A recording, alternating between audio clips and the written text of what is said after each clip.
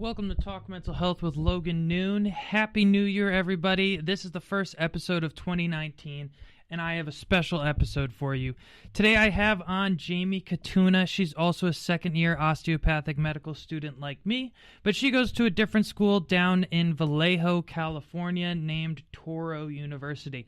She's really a lot of fun. We had a great conversation. She really writes a lot of thought-provoking articles. I highly suggest you guys check out her work. You can find her at Speak Out Medicine on Instagram, or also visit her website, Jamie Katuna. That's KATUNA.com. All right, thanks for tuning in. Well, thanks again for coming on Talk Mental Health with Logan Noon. This is awesome.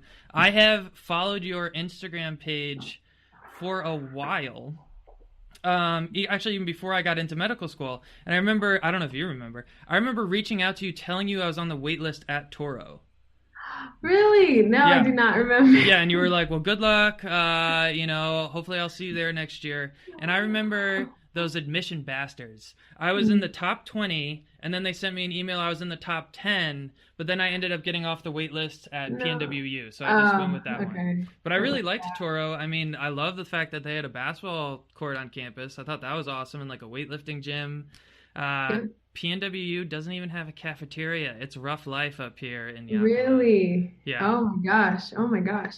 Yeah, the gym that you saw on campus, so our entire gym is fit into a racquetball court. Do you remember seeing that? I think so. So what are you saying? It's really small? It's tiny, but so I'm the government official for athletics at my school. So I sort of tried to take on the project of, like there's 2 racquetball courts. Nobody plays racquetball. Like, let's expand the gym into like a cardio room and a weight room. And I did like a school-wide poll, and all the students are on board, are like 85%. But there was a couple really headstrong professors that, they're like, we've been here for decades. We play racquetball. Yeah. What's happening. It was like a little bit of a battle. The provost got involved, and then I had to back down. Damn. So I tried to make a bigger gym, but I failed. Yeah. Well, at least you tried. That's really cool, though. I mean, we're building a bunch of new buildings up here, and they keep telling us that there eventually will be an athletic center, but I'm sure I'm going to be a doctor at that point, and they're going to be harassing me to try to pay for it. So we'll see. So you are the same as me, second year med student, currently on break. So congratulations, you are 3 semesters down, and I want to get into like the weird emotional state of mind that we're in right now. But before we get into that, I kind of want to let the listeners know like who you are and like why I follow you. So you are at Speak Out Medicine on Instagram, really popular. You write great blogs and all this stuff. Hopefully we'll become a podcaster soon. So what inspired you to start that blog page? Yeah. So I started making videos actually, like spoken word videos about things in healthcare. So it was sort of a really specific niche that I don't think people have seen before. And I think my goal, or one of them, was to portray medicine in a way that I think is more accurate. I think especially on social media, there tends to be a medicine community kind of leaning towards like romanticizing everything and its riches and its glam and it's just so far away from anything that we experience in medicine, which is just kind of dirty and hard, and you're in the library late and it sucks, and sometimes you cry and don't know why, and there's just stuff that I didn't think was represented accurately out there. So I've got a couple really cool mentors. One of them is Pamela Weibel in medicine, who talks about more of like the culture of medicine from like we have a lot of stuff to fix, like from that type of standpoint. And that was the mindset and the attitude I wanted to adopt, learning about it and writing about it and going through it. So it's not like this kind of like fancy status thing, but like, man, like we got work to do in here, and I want to write about it, and I want people to know about it, and I want it to be sort of more of a realistic portrayal of this realm that we're in that I think does not get portrayed accurately enough. No, and I would definitely agree with you. And I didn't know that was really your inspiration of starting it. So that's really cool. So some of my experiences have been that I totally agree with you that people think being a doctor is like this romantic, perfect kind of scenario where you're just rolling in cash. Like, Mm-hmm. I find when I tell people like I'm in medical school, or especially when I got into medical school, people that I meet, they'd be like, "Oh, wow, like you must be a genius, ooh, you must be so excited because you're going to be rolling in dough." And it's like, Mm-hmm. well, actually, I think that this is a terrible financial decision. We're taking Yeah. on hundreds of thousands of dollars versus debt. I'm Mm-hmm. not going to get to spend very much time with my patients. And Mm-hmm. in many ways, I kind of wish I almost took more of a nursing route sometimes, just because I Mm-hmm. know that I really enjoy spending time with patients. But what drove me to medical school is that I just felt so frustrated by the state of mental health, how we don't really understand any mental illness to at least a capacity that I'm okay with. The treatments Mm-hmm. all kind of suck and they all have crazy side effects. And so that's why I chose being a doctor. And so I've actually found myself out in social situations. I just tell people I'm in graduate school, and I don't like Mm-hmm. telling people I'm in medical school because I Yeah, just don't yeah. I don't like feeling like I'm better than other people. And I feel like by telling people I'm in medical school, they think like, "Oh, like look at this hotshot" kind of thing. Right. And so once they ask, then I do kind of explain like, "Oh no, like it kind of sucks. Like I'm getting my butt kicked. I am taking on a stupid amount of debt that scares me every single day, but Mhm. hopefully it will turn out to be a good thing." Right, right, yeah. And that you're in it for reasons that are holistic and you want to do good by people. And I do think that, I don't know, there's sort of like this negative stereotype that doctors are, rolling in riches and everything. But Hmm. if you talk to a lot of them, it's like they're 45 and still are paying off debt and kind of don't really know if they would do this if they went back again. Like there's a lot of um, the other side of the experience of being a physician is like. And they say, like the reason I love it, I do it for my patients, or I do it for my colleagues. And it's not like I do it because I'm rich, and I do it because I have a nice car, a nice house. And I think that population of medicine isn't loud and public, and the one that is loud and public is very glam and Yeah. kind of sensational in a way that I think it skews the perspective of what it feels like when you're in it completely. Yeah. And actually, most of my mentors as a pre med told me don't go into medicine. Yeah. And then, but it was kind of weird because then I was like seeing a nurse practitioner as my psychiatric provider. And most of the nurse practitioners I talked to kind of told me, not all of them, but some of them told me they wish they actually went to medical school instead. So it just Mm-hmm. seemed like everyone hated their job to some capacity. So I was like, Yeah, it's ah, like a whatever. grass is greener thing. Yeah. No, I know. So when I started making the videos before I started med school, and man, like so many doctors reached out to me and said, don't get into medicine. Like if you already know it's this bad, don't start it. And in some way, I feel like that's reason too, sort of. It's Yeah. like you move towards the things that need help and feel challenging. And that's sort of, if we got philosophical, is like the point of life, I think, is like overcoming challenges. So if you have this opportunity to kind of grow and face challenges and conquer them one little day at a time, I think that's a really fulfilling way to go, rather than saying like, no, that's too hard, no, I'm going to be in debt so I won't. It is a fulfilling opportunity and something that not a lot of people get, to sort of push ourselves to our extremes Yeah. and kind of find out what we're capable of. It's sort of a route that forces that upon you, I think. Well, I kind of look at it as you don't have a right to complain about something unless you want to try to be part of the solution. Yeah. Oh God. Yeah. Yeah. And Yeah. so I kind of knew like going into medicine and at least being a doctor, it would allow me to be on the top of the hierarchy of mental health care, and I could Mm-hmm. implement changes that I wanted to see. Because Mm-hmm. I get really frustrated with psychiatric care, and when I was in the psych ward, it wasn't the best experience I've ever had. But it doesn't really make sense for me to complain about it. I'd rather just try to improve the system than just whine about it. Right. Yeah, completely. I'm so on board with that. Like, call out the problems and then name what your solution would be, or try to be part of the solution. And I think what both of us have heard a lot is a lot of people that just have half of that equation, like they call out problems and name what's wrong with everything and then don't do anything. And I don't want to be like that either. I want to be very like kind of like loving towards this realm of healthcare that I think is pretty problematic, but like loving in a sense of I love it, so I want it to be better than it Hmm. is, and I care about it. not in a sense of like I hate it and I'm complaining about it. Yeah. Well, Yeah. I like that phrase you just used because when I think of your Instagram page, I think of it, yes, as speak out medicine, but I almost now view it more as like call out medicine.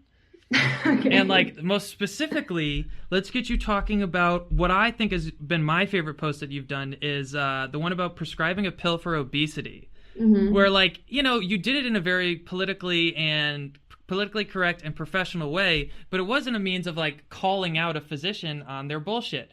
And like I wish I could respond in a GIF on Instagram because it made me think of like that GIF where all those little kids are like, "Oh shit!" Like, "Oh shit!" And I loved it. I mean, I thought that was really beautifully written. So you listeners, I do think you should check out that post. But can you tell us really what that post was about and what inspired you Hmm. to write that? So earlier this year, I started research with obesity and type 2 diabetes. And so official research with my school, but then also kind of automatically got into my own, because started going down rabbit holes of my own research and my own authors that I found that I like a lot. And I talk to people about it who are way more knowledgeable than I am about it. Um, and I've kind of constructed my own schema around, not my own actually, constructed the schema that I think is most accurate around type 2 diabetes and obesity. And it's not pharmaceutical. And so that I think reasonable people will disagree on that point. I think the best evidence I found, the best authors I found, and the people who practice the way that I want to practice with results that I want, um, see obesity and type 2 diabetes as a disease of lifestyle for the most Mm-hmm. part. And they have the right interventions that help to mitigate these diseases. And there are people who don't practice like that. So that's the one that I found is that I can understand the most and agree with the most. So there's that whole realm of it. And then if you start looking into the research, a lot of the physicians who are quick to prescribe pharmaceuticals with these diseases and don't necessarily have the right paradigm for thinking about like what causes these diseases in the first Mm-hmm. place. A lot of them will publish studies or articles in favor of the drugs or whatever that by companies that they're funded by. Yeah. And then there's been tons of studies that show that if anybody funds research, you're more likely to favor it, like in any realm, like it's nutrition or otherwise. If a certain industry funds your research, you're more likely to favor that industry. So Mm-hmm. I think that's like that skews public information and knowledge, and so you get a disease, not disease, a study that's funded that has conflicts of interest when in its funding, and then a internet blog with people who would just have opinions that don't know a ton will pick up an already biased study and then publish information, and then people will read the blog as like this is fact. So there's just sort of this enormous, I don't know, skewing of all this information that you can kind of make it say whatever it wants or whatever. And I'm just not a fan of any of it. And I think it's unethical for physicians who I think we have a duty and a responsibility to lean towards health and away from things that would disrupt health, like conflicts of interest or pharmaceuticals. Um, in my opinion, they lean away from Yeah. health with these diseases. Um, so I'm not a fan of that. And I think Dr. Apovian, who I wrote the open letter to, is just like a very classic example of the type of physician who scares me and who I don't want to be, and Yeah. who takes industry funding, who promotes those industries' drugs, the specific companies that she's funded by. She'll promote their drugs and sell things and right. And it just feels so yucky to me. It feels like it's so far away from anything that I want to do or anything that people who I respect and who are doing well with these diseases, anything that they're doing well, they would just never come close to that realm. So I kind of wanted to call out what I really don't like in the medical world, and like the dissemination of this information that I think is false and that I think it's unethical for a physician to be perpetuating and participating in it. So Yeah. that's what that whole thing was about. Yeah. Well, and I do think it's partially on the consumer, meaning patient too, because we've had a lot of like a lot of teachers tell us about how, a doctor comes in, and the easiest case I can think of is like a pneumonia. They're coughing and they're just having all these, symptoms of, a typical cold. And the doctor refuses to give them an antibiotic. And we've trained patients to think like, okay, I'm going to go to the doctor and I'm going to get a pill to solve this problem. And like you talked about it in the other podcast with Dr. Ramey, like we all want that, or patients all want that quick fix. And so I do think it's really on the doctor, or well, sorry, to get back to my story, the doctors have told a lot about how they were like, no, I want you just to go home and rest and, really hydrate, try to steam, and break up some of that congestion, but I'm not going to give you an antibiotic. And the patient would get like pissed off and like really angry just because we've trained patients to think that way. Like, okay, you need a pill to solve X and whatever. Right. And so I think, patients aren't going to solve that paradigm kind of thing. It's really on us physicians to educate patients that so much more than tackling illness is just than medication. Like for my experience personally, I'm very open about my bipolar disorder. And the first question that people always ask me is, what med are you on?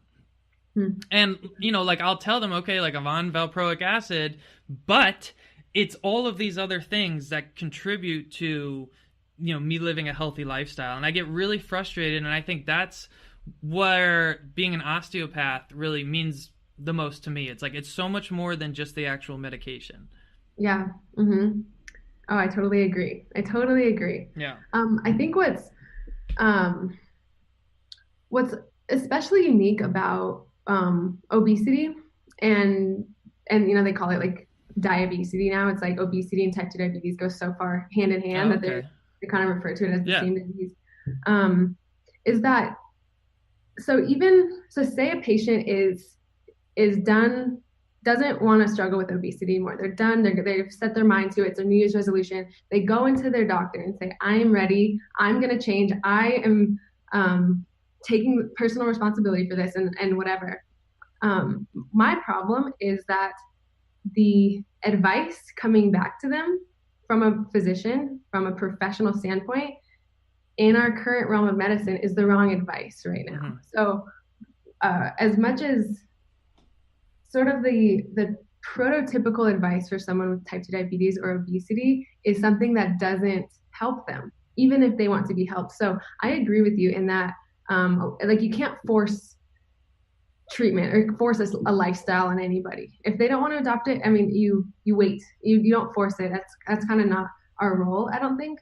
But I do think it's our responsibility to find the solutions that do work. And right now, especially with obesity and type 2 diabetes, there's pockets of physicians who just have amazing results and it's working, and they've found the physiological model that works, and they're all kind of doing a similar thing. If there's Dr. Fung, who I talk about all the time, and Sarah Hallberg, and there's a Lustig, Dr. Lustig, I think at Harvard, and then a Ludwig, UCSF, Peter Adia.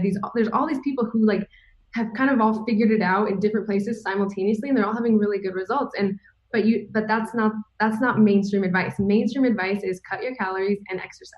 Yeah. And I even had to go through like, what do you mean that? Of course that's what works, but that's not what works. Then it's what hasn't been working. And so that's the part about these diseases that feel especially frustrating for me. It's like, not only are we getting the physiology wrong, but now we're also trying to medicate it because we don't understand the physiology. And then if we did, I don't think prescribing a medication for these diseases would even be close to the top of the list of what to do.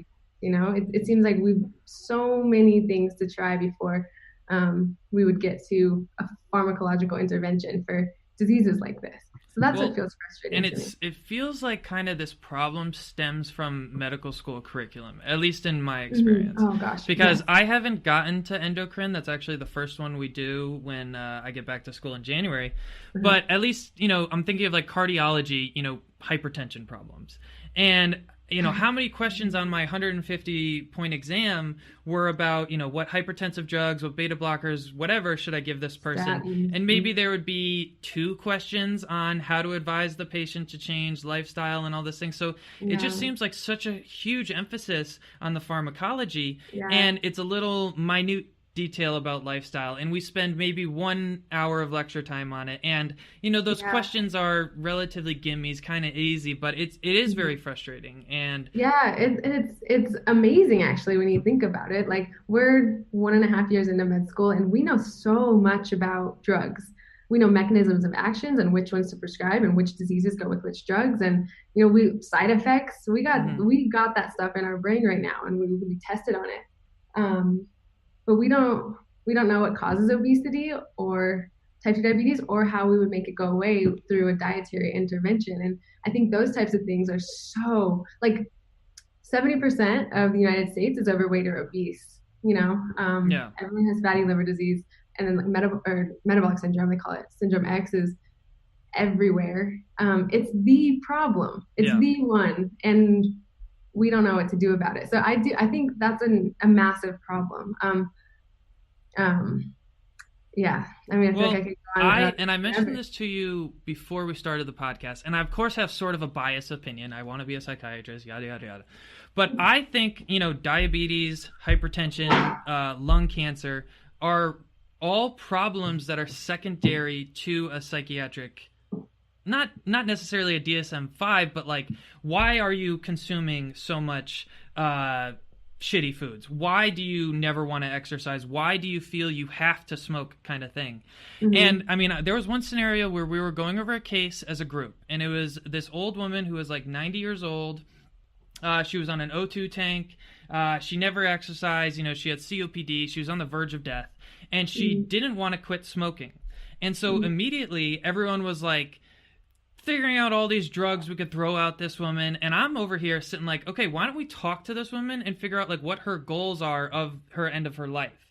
Like, Mm-hmm. why does she want to continue smoking so bad? And if she's not going to figure out, if she doesn't want to stop smoking, I don't want to give her all these crazy like beta agonists to try to break up her lung and all this crap. Like, I want to teach that woman, okay, here's how you should smoke and not be close to your O2 tank so you blow yourself up. But like, what are your, and like, can we work on maybe decreasing the amount that you smoke instead of, you should stop smoking tomorrow, kind of thing. And so Mm-hmm. really, I get pissed off because I don't know what your curriculum is like, but we haven't done the behavioral health unit, and it's a 4-week class right before boards. And so it's like the last thing everyone thinks about. I mean, it's before boards, so I can't imagine people are going to be all that into it, with the exception of me and a couple other of my close friends. Yeah, So, I mean, have you guys done behavioral health yet, we or have. Yeah, we have. okay, We have. It'll be what you expect it is, I think. okay, Yeah, you learn the diseases and the medications that work for the diseases, just like everything else. But I agree with you. Like, there's so much more of like nuances that go into these things. And what about their goals? And what about quality of life more so than quantity of life? And like when do we learn to discuss these things? I think both in psych, what you're interested in, and obesity lifestyle, what I'm interested in, you have to do like a massive amount of extracurricular work in order to get the information that you want to get out of it. Because like you said, like the curriculum leaves a lot to be desired, I think. mm-hmm. It's not the type of stuff that I think works or that I care most about. And same with you when you do psych, I think you'll be like, man, this isn't how I want to be practicing it. I want to Yeah. be talking to people more. I want to be getting to yeah, so it's like we'll have to do a lot of studying and reading and whatever on our own if we want to get the information that's best for us with these realms. Yeah. Well, and So you I actually know. just mentioned something that I want to now get your opinion on. So, like, quality of life versus quantity. And one of the future topics that I'm going to do on this podcast is on physician assisted suicide. Because Yeah. I'm really drawn to psychiatry, obviously, because of my own personal experiences, but I never really realized that it would involve assisting people with physician assisted death. They have to go through a psychiatric consult to get approval for that procedure. Mm-hmm. I'm not sure if physician assisted suicide is legal in California. I know it was on the Senate bills, but I'm Yeah, not I think sure. it got legal. Okay, don't quote me on this. I think it got legalized and then got now it's like pending again or something. But Okay. I think it's like hanging in the balance right Yeah, now. I don't. It is legal in Washington and Oregon. I Mm-hmm. don't know where I'm gonna set up my future practice, but either way, I imagine it's gonna be a portion of what I do, and I feel that patients should be entitled to live the life that they want to live. And if they Mm-hmm. choose that they don't want to continue living because maybe they're in so much pain or they have a terminal illness or whatever, I don't want to stand in that person's way of living the life that they choose to live, as long as they're thinking logically and they're in a sane Mm-hmm. state of mind. A lot of physicians, most specifically, even physicians that I've interacted with, have a completely opposite attitude, that they want to, extend life as long as they can, kind of thing. So, what is really your attitude? Man, okay. Well, I think I would take the sort of diplomatic approach, same way that you did, where I think people should have the choice what to do with their life or their non-life. But I think that, I mean, like anything, it's complicated, especially with, like you said, like like what's driving people to suicide? Is it their own personal things, or is it public health type things like poverty and oppression and things that we can work with people on and sort of mitigate those? Because I don't think it would be right to kind of set up a system where people are completely disenfranchised, decide they don't want to participate anymore, and decide they want to die, and then we say, okay, I think it is worth it to sort of like address underlying causes here. Mm. But any way that you said, like exactly what you said, like if someone's in massive amounts of pain or paraplegic and has is not suffering from any mental illness kind of that makes them not feel like themselves, and they can rationally say, like, I don't really feel like participating on this planet anymore. I Mm-hmm. can't come up with any argument that would say that someone should force them to continue living.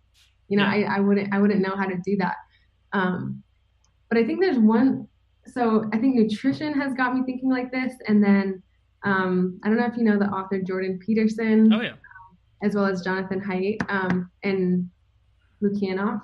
Um, everything is nuanced. Everything is nuanced.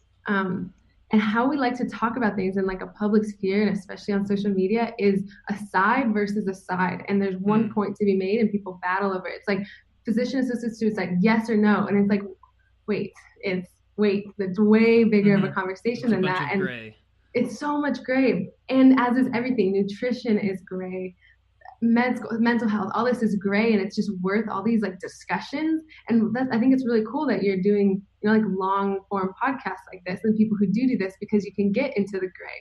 And it's Mm-hmm. not like we're battling in a comment section online about anything, where it's just like you say your point, I say my point, but it's just like we can have a discussion. I think that is what kind of turns the tide Yeah. in these things completely, and people listening to this might say, oh, there's stuff that they don't know about that, and stuff that I don't know about that. Let me Google it and kind of learn more. I think that's a positive influence. I think, is these long form discussions.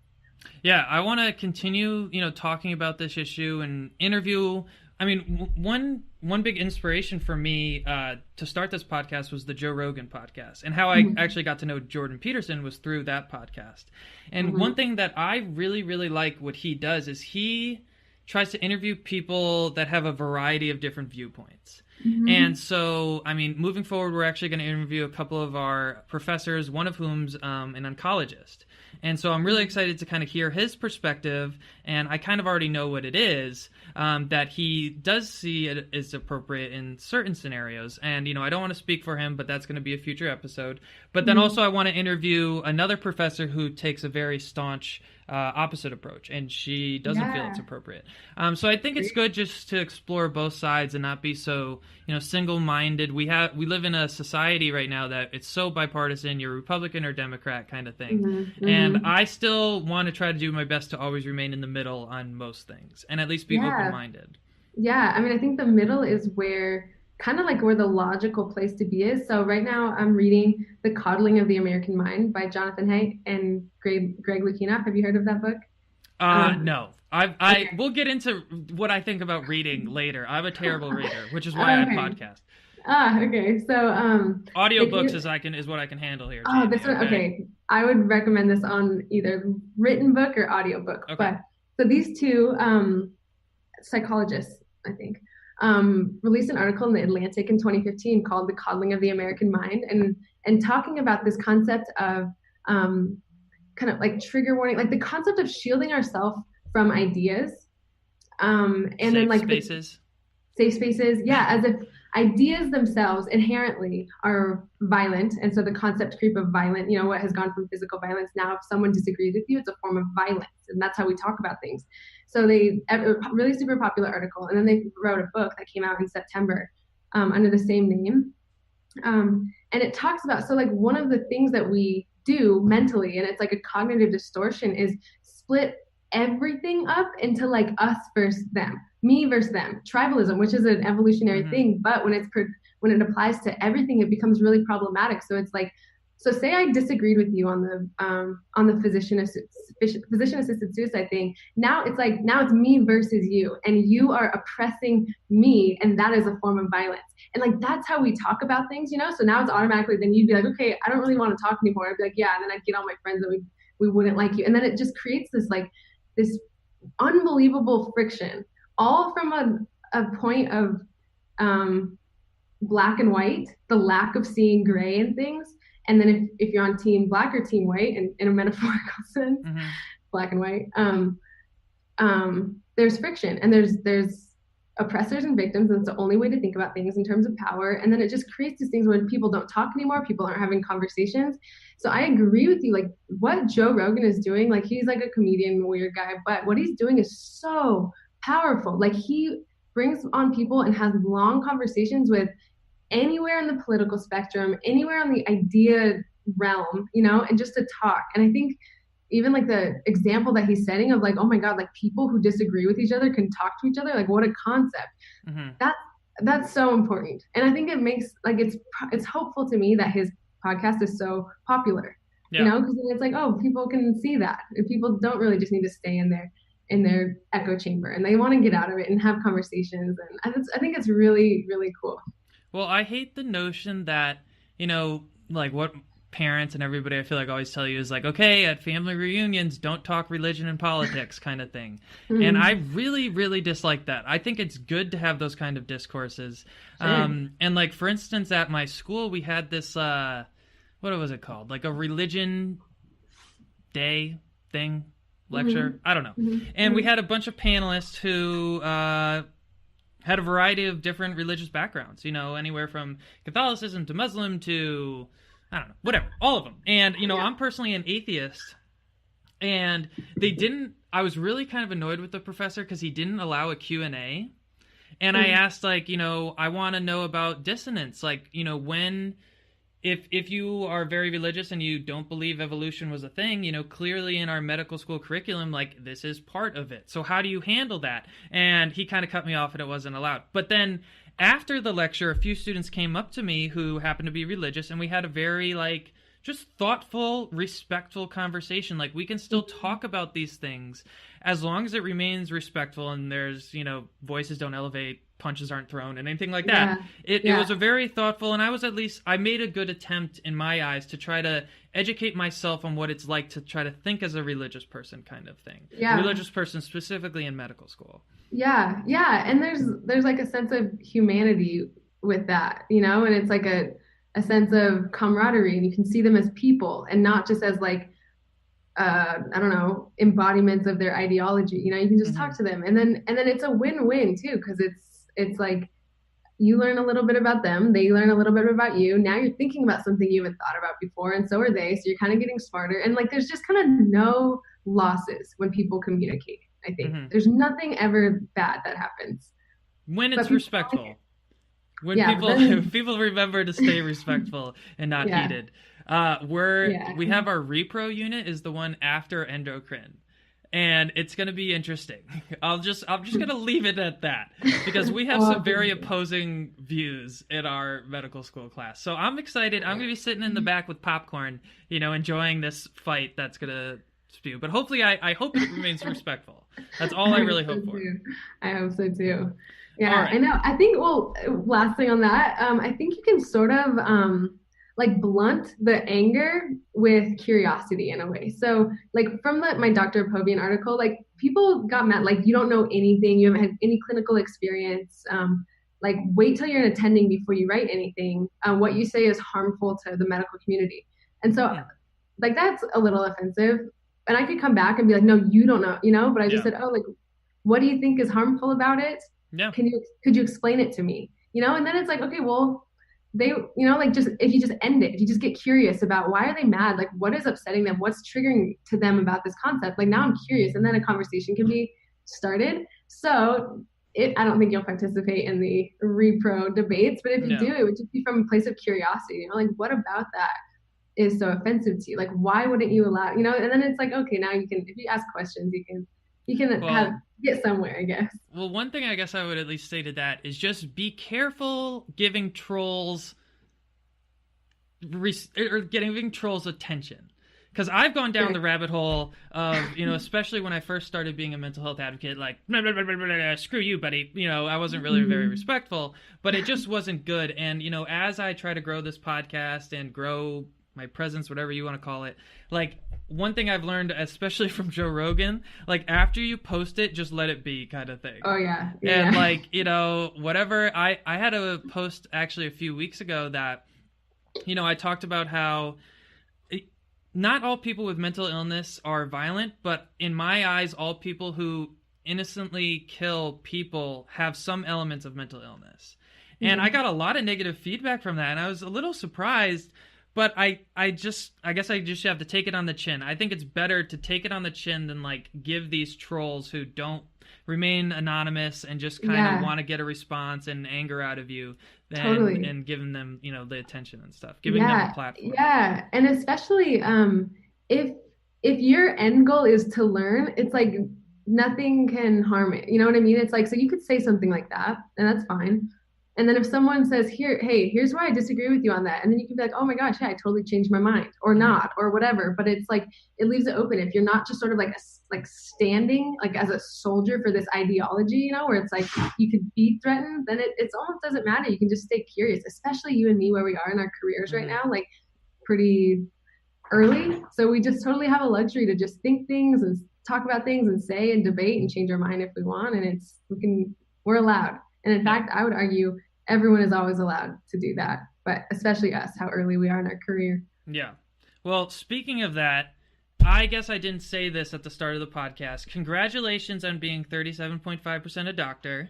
Let's kind of transition this conversation now a little bit more for our audience who are pre-med or medical students, whatever. So congratulations. Me too. And yeah, I just did a podcast with one of my buddies. It's one of the more weirder feelings I've ever had over a holiday break. Just because, yeah, like I am sleeping in every day, which is fantastic. I'm going hard on watching The Americans on FX. I don't know if you check that out. It's a fantastic show. But, I can see the boards up ahead of me, and I just am terrified because I personally don't think I've done enough board studying, and I have a lot of anxiety about it. So how do you feel right now? Same way you do. I've been feeling a little weird, like tense kind of, or like I'm not ready. I think I like having my Instagram for reasons like this, where other people who are in both of our shoes will reach out to me like, hey, like, what are you using to study for boards? Have you started yet? I don't know. And it's sort of like, yay, okay, I'm having these conversations. Like, I'm not that far removed from what I'm supposed to be doing, but I feel the same way you do. So my plan this winter, or this break, there's a coffee shop right by my house. I've been going there for 4 hours every morning, and I cut myself off at 4 hours and do some board studying. But I don't want to let it consume my whole break, because I'm sure you and me are the same, where it's like you could just sit somewhere for 12 or 14 hours and feel like you didn't do enough still. So I want to get some done, but not a lot, and hope for the best, I guess. Yeah. Well, I think time management is like the key to being successful in med school and just like keeping your sanity. I mean, actually, I don't know if you can see this behind me. Like I do the same thing. I do like from 1 to 4. This was yesterday actually, but 1 to 4, I want to do my Anki flashcards, and then I'm gonna go to the gym. I try to just schedule everything out because I know if I spent all day on my podcast, I still wouldn't get enough done. If I spent all day Mhm. studying, I still wouldn't get enough done. So I just have to Yeah. set more time goals, kind of like you're doing. So I really like that idea and suggestion. So how are you? So did you go to the coffee shop this morning? Yes, I did. So what did this morning studying look like? Like, what are you doing? Yeah. So I'm starting over with the stuff that I don't know that well. So it's like biochem and genetics and Ugh, immunology, I hate that shit. hematology, oncology, the stuff that Yeah. like that doesn't stick anywhere because I don't get it. So I'm going back through that from Boards and Beyond. Okay. So do you use that? I'm a big Boards and Beyond person, and then I Me too. use the. Do you use Anki? Have you heard of this Uh-huh. stuff? So Uh, I like Anki, and then there's a Lightyear deck that's specific for Boards and Beyond. Boards and Beyond, right? Yeah, I Yeah. downloaded that the other day. I haven't used it though. Is it good? I really enjoy it. I mean, I used to use Zenki, and Yeah, how it's was it's that? similar in some respects, but I thought Zenki spent so much effort on really the nitty gritty and details that I didn't feel were very important. And also, like, I think if you're trying to score in the top 10% of scores, Zanki is the thing for you, but I personally don't think I'm capable of that. And Uh-huh. I feel Lightyear is a little bit less comprehensive, but it's easier to get through. It's not as many Okay. cards, but it's also still a significant amount. I think Zanki is like 25,000 and Lightyear is like 21 or 22, so it's still a good amount of cards. But I Mm. find I can burn through them a lot quicker, and I'm enjoying the process more versus like banging my head Huh. against my computer. Nice. That's great advice. So I will do Lightyear then. I think Yeah. I downloaded both and have not used either. So Lightyear, you Okay. think? So now, what about practice questions? Have you Yeah, started diving into those? a little bit, but I'm saving. So I haven't done, I'm just gonna show you here. So I haven't done U World or anything yet. Have you? Okay. And I'm gonna wait until financial aid piggy bank comes in January to buy that one. Okay, so and then we use Combank from our school. Oh, okay. And then I have this, so it's like first aid Q and Oh A yeah, for I have that using. on PDF. Yeah. Nice. Okay, so I've been working through that. I did the biochem ones yesterday, and I did tragically. Yep. That's okay. Okay. But then, so I'm just doing that. I'm going through like Boards and Beyond on something, and then this other book that I have on the same subject, and then doing questions. I'm just splitting it up into 4 hour chunks every day. So Yeah. that's my break goal, I Hmm. think. What's yours? I mean, I have a set amount of like I try to do 200 new flashcards every single day and keep up with my Mhm. reviews. And it's occupying most of my time. I used to be doing a lot more practice questions, but I was just like striking out the whole time. And I Mhm. realized I didn't have the memorization necessary to actually succeed on those questions. So I've really Mhm. tried to hone back how many practice questions I'm doing. So I'm going really hard on those flashcards. Like I'll watch a lot of Boards and Beyond. I'm a big fan of Sketchy. Mhm. And I guess so. If you listeners don't know what Sketchy is, it's like cartoons for microbes and antibiotics. It's fantastic. I love it. Do you use this? For micro, but not for farm. Interesting. You should try it for farm. It's because they have Really? tie overs. Like they'll have the same cartoon in the farm videos, so you can kind of tie them together. Ah, Yeah, okay. dude, you got to step Really? up your cartoon watching, man. Yeah, I And guess. well, so why we were making jokes about this earlier. Like I am a terrible reader. I like people suggest like, oh, you should buy this book for school. I'm like, yeah, that's not gonna work for me because That's so I'm funny. like a YouTube learner. I listen to audio files like when I'm at the gym and stuff. Uh-huh. Just kind Uh-huh. of that helps me because I'll read a passage and I just won't remember anything. And I've really kind of learned like what kind of learner I am and how poor my reading comprehension is. Oddly, yeah, Interesting. That is yeah, so interesting, huh? yeah. So now I would say, well, I guess as a DO student, one also additional paradigm that we're experiencing is should we take the COMLEX and the USMLE or just COMLEX? And for you listeners who don't understand, the COMLEX is the board test for osteopathic medical students like me and Jamie, and the USMLE is for MD students, a little bit more traditional. And there's an argument to be made that you should be taking both because you could maybe widen your scope of residencies you're getting into. One thing I've heard a lot, if you want to go into like surgery or something, you have to take both. Um, I don't really know what I'm doing.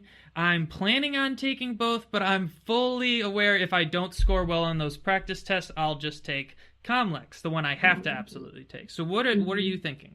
I'm in the same boat you are. I think I'm gonna take both. But from no real like critical thinking on my own part, mostly just because so we have about 130 people in my class, and I guess every year about 100 take both and about 30 take just Comlex. Okay. So I just figured I'm kind of in the majority of people and I'll just take both. And I don't know how to figure it out. I don't know like what to prioritize or what are the pros and cons of both versus one. And so I just kind of like not thinking about it and just decided, okay, I'll just take both and let it be there. Yeah. Let it. Well, and you don't have to answer this question if you don't want to, but do you know where about you sit in ranking in your class? I don't. I mean, I could probably take a guess. I'm really good with like all the practical stuff, all the patient stuff. I'm pretty freaking average on test taking. Okay. I think I'll just kind of ride the average line as the semesters go. Sometimes I'll be 6 or 7 points above it. Sometimes I'll be the same amount below it. Yeah. But I'm average. So I do think for you as a student, it's almost more challenging of whether you should take both or not, because me and my buddy laugh about this all the time. Without even doing a single calculation, I can accurately tell you I'm in the bottom 25% of the class. No, wait 1 second. Sorry, I had to let my dog out. There's no way you're in the bottom 25%. I can show you the numbers. I don't, it's fine. It's whatever. I kind of look at it, I'm very intimidated to take both sets of exams because I'm in the bottom quartile of my medical school class. And then if we put that against all medical students throughout our entire country, like maybe am I even further down? It's just, it is what it is. I'm not embarrassed by it. It's just, I want to do as best as I can on the test. And that's how I sort of approach medical school. Yeah. Wait, I don't know if like the listeners know how rare your attitude is about this right now. Okay, so let me just pretend like I'm the host real quick. So most people in med school are hyper secretive about any of their test scores, any of their rankings. If they do better on tests, they will not tell anybody. If they had a low ranking, they will not tell anybody. Everything is just private. It is like an anomaly to have someone not only talk about their scores, but talk about their bad scores. I just want to appreciate that out of you right now. I think that's really cool, and I wish there was more of that. Yeah.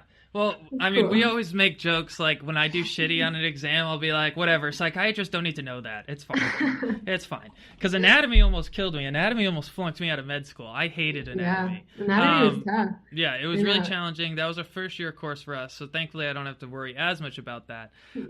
So now I guess while we're on that subject of failure, especially I'm doing better this year than I did last year. But, last year I was on the verge of death quite a bit in medical school. Didn't fail any courses, but definitely became dangerously close. So I remember another one of my favorite posts that I had that I remember you wrote, was it like your first test of medical school or around the beginning? My very first exam of medical school. So tell us about that. And you wrote a great post about it, by the way. Thank you. So I guess it's almost hard to capture the culture of medical school for people who aren't in it yet, but it's hyper competitive. It's like you're losing sleep, like your whole identity is sort of starts to be revolved around these tests. Like, the people, like the smart people who do well on tests and the not smart people who don't. That's how you think about each other. Is like, what was their score? Like, what did they get? So that's how we think about tests. So, I go into my first exam and I think it was biochem, and I came out with a 57. I just completely failed it, just not even close. I've never failed a test before in my life, in all of my academic career, never before. And I was it's like getting hit by a bus. It's like, what's wrong with me? Like, I must be dumb. Like, that's what it felt like. Yeah. Everyone else here is smart and I'm dumb. That's just what it felt like. So I kind of think like in the same way that we talked about, like hiding from ideas perpetuates them in a way, or like what you resist persists or whatever. So I figured like I can't be the only one who's failed a test before. Like, let me let me write about it. Let me publicize it and just like see what's the worst that could happen. I already failed. Like who cares if people know? And I think I got some of the coolest feedback from that ever. It was like physicians and attendings and residency directors reaching out to me like, "Oh my God, I failed my first test too. I never told anybody." And it's like, man, like what are we doing to each other? It's this hyper secretive world where like everyone thinks everyone else is doing really well, but like a lot of us aren't. So that's okay. And I think that's like that was a good lesson for me to learn that like kind of whatever is happening to me is probably happening to other people too. And I think most of us tend to get that sense of imposter syndrome, like we're the ones that don't belong here, but that's just never the case. Everyone thinks that they're the ones who don't belong. And I think that's an important lesson for people to learn, So I learned that with talking about that I failed. It was just like this massive outpouring of people like, me too, I did too. Yeah. Well, and I also think failure is very relative. Like, since the beginning of medical school, I like to be, I think I'm the loudest person at Pacific Northwest University easily. And so everyone kind of knows, like, I would bomb a test and make jokes about it and whatever. Just do it. Medical school was extremely humbling at the beginning. But then, I would talk about, I was really struggling and really depressed at moments of medical school because I was so removed from my relationship with my wife because I had to spend so much time studying, and it was very challenging. But I would have medical students approach me how they were feeling down about their performance, but they felt they didn't deserve to feel sad because maybe they still passed the test and everything. And I was like, failure is just relative to everybody. We all have elements of failure. If you wanted a 90 on that test, but you got a 75, like that's going to feel like a failure to you, and that's okay. If I get a 75, I'm like, ecstatic, the happiest man alive. But so it's all relative. And I kind of, I really like weightlifting. And so I try to make analogies to weightlifting all the time.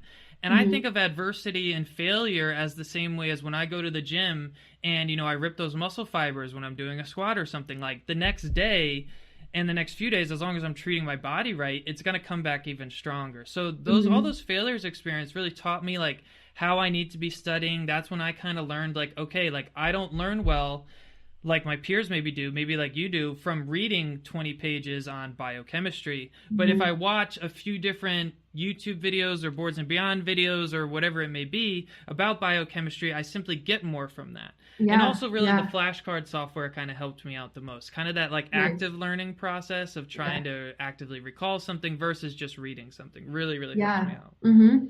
Yeah, it like forces your hand to get better at that thing. And like what we're all getting better at right now is studying, it's like so it forces you to get better at studying. So in some ways you're getting better, you're learning how to integrate information in a more efficient way or whatever. So if you fail, it's sort of like a wake-up call. It's not like you're a failure, but you didn't figure out that puzzle the way that you were supposed to. So next test, because they're every freaking week, you got to like figure out a way to figure out the puzzle of test taking. That's what it seems like to me. And it's cool for you and for like what I did to differentiate between I failed a test and I'm a failure, And in med school, it's a really hard line to stay on opposite sides of. It feels like it's all the same. If you fail a test, you fail life. That's what it feels like. It just feels like everything is high stakes and it's intense and people are competitive. But I think it's important to be able to differentiate between the two. And the thing that I wrote about in my post is like, have other shit that you like. Like you do podcasts. I like writing. I like other stuff. So it's like, if you fail a test, it's like, you take an L in one little aspect of your life, but that's not your life is really important, I think. And to kind of stay well-rounded, continue weightlifting, continue podcasting, that type of stuff. Yeah. Well, and I always like to say like, especially for boards, a lot of my classmates are freaking out about boards. And I think it's actually healthy to imagine the worst case scenario. Let's say you don't get a passing grade on boards. It sucks. And, it is what it is. But there are doctors out there who have failed step 1 and level 1 who retook it and were able to still obtain a residency. We're able to still become a doctor. Like your life isn't over if you fail this test. And, kind of like you said, it's, sure, you might have failed that step board test or whatever, but you're not a failure. There's other aspects of your life. Like you're still maybe a good daughter or a cat parent or, an athlete. It doesn't really matter. Like I think a lot of medical students think that their entire life is medicine. Yeah.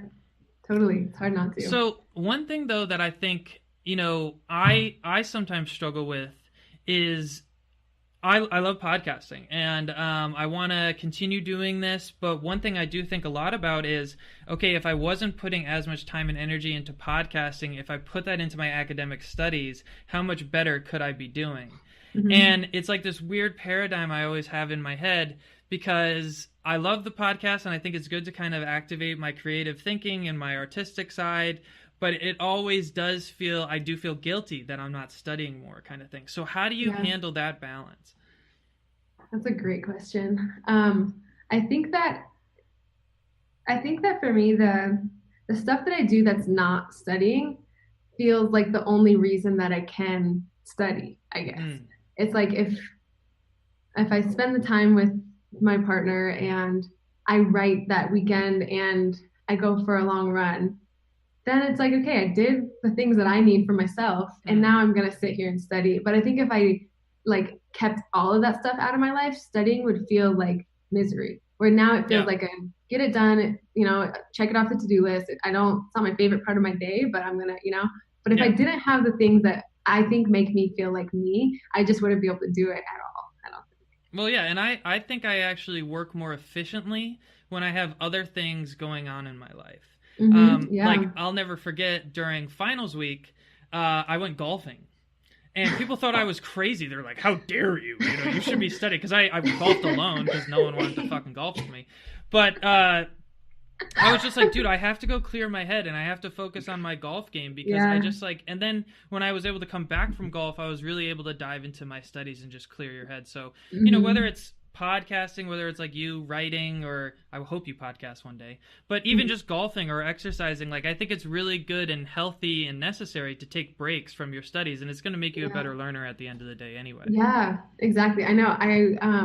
I wrote that once in like an interview thing that I did where um I was it was like towards pre-medical students, and I said like whatever your creative thing is or whatever, maybe even not creative, your athletic or extracurricular thing, like hold on to that like it's a baby during your Mm, medical career. Because I think the temptation that you just outlined that, it's like, well, I should be studying, I'm going to give up X, Y, and Z, is really strong. It feels really strong to just prioritize studying over all that. But I think it's like a win the battle but lose the war type of strategy to do it like that. Like, yeah, yeah, you'll get a couple extra hours of studying and in a year you're gonna hate yourself and wish that you had yeah, painted more, ran more, worked, did you the thing that makes you you more. So yeah. I'm a strong advocate of hanging on to extracurricular things during So, med school. So I've really enjoyed talking to you today. I think you're a really natural podcaster. I hope you enjoyed this experience. I hope you are inclined to maybe start your own. I would love to be a guest on your podcast one day. So Well, for the listeners who maybe this is their first time learning about who you are, how mhm. would they follow your content? My blog and videos are on jamiekatuna.com. So that's my website. And if they're more And social how do you media spell inclined, Katuna? Remember, they're listening. it's so Jamie, first of all, some people spell it like Jaime. Jamie is Okay. Jamie. Katuna is Katuna. And is Katuna Hawaiian by any chance? I don't know. I've like Katuna. Like I feel like, oh, I'm sounds gonna go surfing with Jamie Katuna later. I like Like that. I've yeah, never you used should that. tell people you're Hawaiian. I think I will. Do you think I Yeah, look the part or no? yeah. So okay, so Jamie Katuna, Katuna .com, and then your Instagram is Speak Out Medicine. Yep, that's it. Um, and one thing I've been really impressed with is the amount of content that you put out. So, for a listener that's brand new to your page, Mm-hmm. which posts, which article, whatever, are you really most proud of? What one would you direct to them first? Mm, that's a great question. So that's a really good question. They're So all the amazing, Logan. I mean, no, like, no, no. No, no, I'm trying to think because it's like my most popular stuff. Maybe I'll just say that. So there's one about what it's like to be a woman in medicine, and I just hmm. collected a bunch of anecdotes. So it's not even a lot of my writing. I just made little snarky comments throughout the thing, but I collected No, I women's remember I read that experience one. in That one was good. medicine. Yeah. So and I tried to make it funny because it's like Hmm. humor makes stuff more digestible, I think. So that one I think people would like. Um, the Dr. Pobian one, so the open letter. And That was then the pill for obesity one. Yeah. yeah, And uh-huh. then what I guess is one last one. Oh man, it's like I can't recall them off the top of my head. Um, let's let's just point them to the one that we talked about, that I failed a test in medical school, and that's okay. And then I think if they like that one, they can get a lot more kind of similarly vulnerable content Hmm. on other blogs as well. So that seems like a good one, I think.